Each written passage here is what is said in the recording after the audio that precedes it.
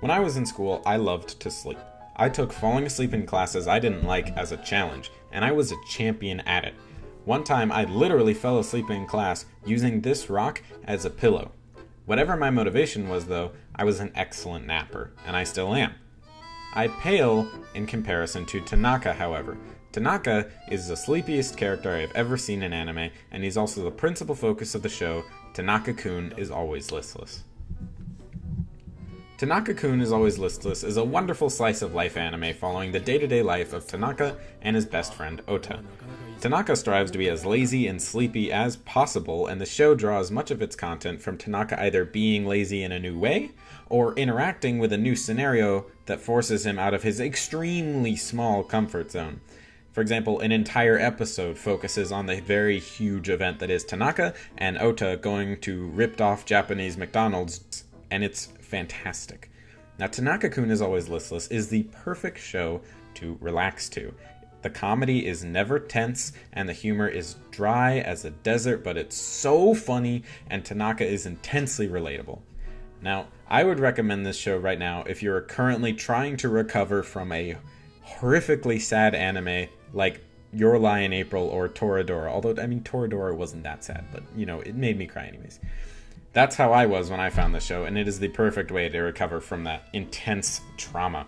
Now, as I talk about the show, I'll be mentioning some spoilers, but this isn't really a story-driven show anyways, so I doubt it really matters. I just thought I should mention it anyways. Now, Tanaka-kun is Always Listless is a hilarious show, unique in its style.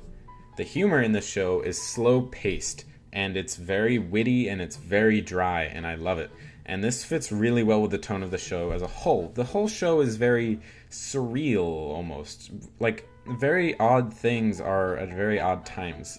I think the best way that I can explain it is, like, whenever you see a scene in that show and you think it's just about time for it to change to a new scene, it stays on that other scene for, like, another 2 seconds, just enough that you think your computer's broken, and you look at it and you're like, what's happening still? This is going so slowly, and then it just keeps going, and it's such a surreal experience, and it's such an oddball kind of show. However, the tone for this show is executed perfectly, and the main area where Tanaka-kun thrives as a comedy is in its characters. Now, the best way to make effortless humor in a slice of life show that feels natural is simply to just craft interesting and funny characters with interesting personalities, and you put them together. It's sort of what defines the genre to me. Now, Konosuba is a very good example of this type of situational, character-driven comedy. And the important characters in Tanaka-kun are all interesting and well-developed. Now, my personal favorite character outside of the main duo of Tanaka and his friend Ota is Miyano-san. Miyano is a tiny little fluff ball of energy and excitement throughout the show, but she's wonderful. She greatly admires Tanaka because she thinks he's really mature and on a different plane of existence from her, and because of this, she wants to be Tanaka's, apprentice. She decides that it's her job to be his apprentice and learn from him, and, the responsibilities of this Tanaka actively dodges.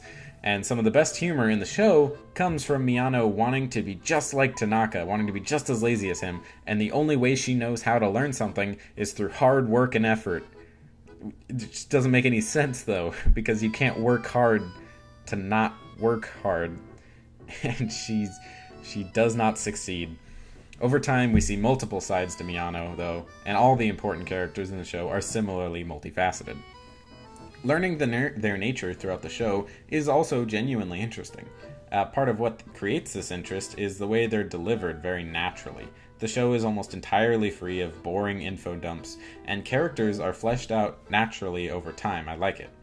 Tanaka actually makes reference to this way of getting to know another person in the show, even if he uses that as an excuse to avoid long-winded conversations because they tire him. The show also has a great message to it that really spoke to me. Now, Tanaka-kun is a lazy sack of shit. This is established, and we know this. Ota literally carries him from class to class normally. That's how lazy Tanaka is.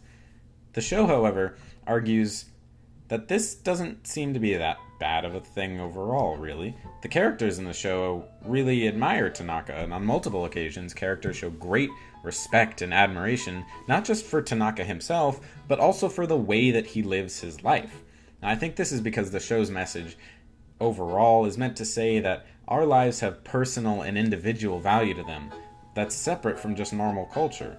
Tanaka seeks to be as lazy as possible, okay? And we see throughout the show that he's very passionate about it, oddly enough. And it's probably the thing that his best friend Ota respects about him the most, that Tanaka has such passion for what he does. Tanaka embraces who he is, and he finds happiness and self-fulfillment in his own goal of being really lazy. Now, on the other hand, we get shown the character of Shiraishi. Shiraishi is an extremely popular girl with an annoying name to say who gets great grades, and everybody loves her. Now, by normal standards, she's a very fulfilled person doing exactly what she should be doing in life.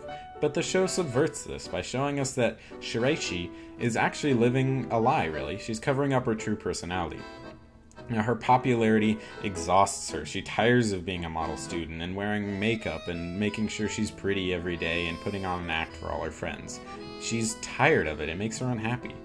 And when you compare that to Tanaka, it's obvious that even though he's the one doing everything wrong, he's the scumbag of society, and she's doing everything right, he's much happier than she is. The show points out that there's value in this. There's value in being a happy person, in pleasing yourself, and doing what you love, whatever it is that may be.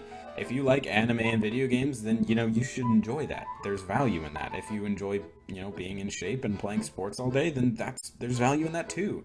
There's no right way to live your life. The closest thing we can do to living a good life is just by living the life that makes us the happiest. Now, the really great thing about this show is its heartwarming and relaxed approach to love and affection. Now, I certainly wouldn't classify this show as a romance in any way. There's just a lot of love to go around. It's presented in a way that backs up the message of personal value. Just like we should live our lives in the way that makes us happiest, the show seems to argue that we should also love in the way that makes us happiest. There are two major loves in the show.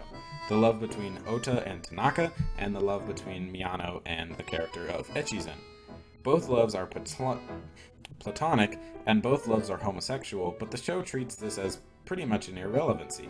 The fact that the people who love each other are the same gender is not an issue. Nobody argues over sexuality, nobody questions their love, because the show champions a life lived for our own sake, and it also champions love for its own sake. Tanaka says on multiple occasions that he'd love to marry Ota, and Miyano says that she loves Echizen more than anyone else in the whole world, and she means it with an incredible amount of passion. And the show embraces that fully. Nobody laughs at them for their love. Nobody's disdainful of the fact that they want to be with each other, even though it's not sexual. The love that they have for each other is a very genuine love for the character of another human being, and it's really heartwarming. Now, I could say a lot more about this show, but I think keeping it short and sweet is more in keeping with the spirit of the show.